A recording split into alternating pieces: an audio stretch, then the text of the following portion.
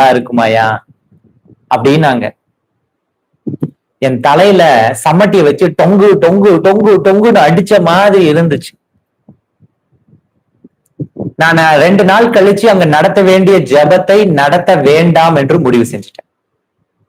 நான் உங்களுக்கு கால் பண்ண, ஆமா வருத்தப்படாதீங்க, இந்த மாசத்துல இருந்து அங்க ஜெபம் நடத்த. ஏன் அவன் எதுவுமே என்கிட்ட கேட்காதீங்க அப்படின்னு போனை வச்சுட்டேன்.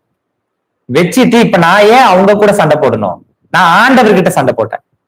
என்ன சண்டை போட்டேன்னா, சபை வளர்ந்துச்சு, பெருகிச்சு.